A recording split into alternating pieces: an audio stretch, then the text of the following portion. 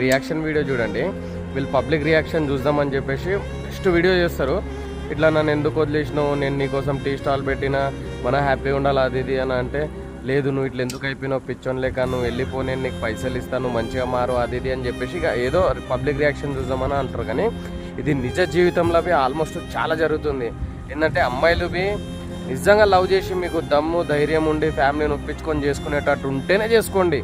అంతేగాని ఏదో మేము చేసుకుంటాము, మేము మంచిగా ఉండగలుగుతాం, సంతోషంగా ఉంటుంది మా జీవితం అనేది, ఇవన్నీ రియల్ లైఫ్లో జరుగుతున్నాయి. కానీ ఇట్లా చేయకండి ఎవ్వరు.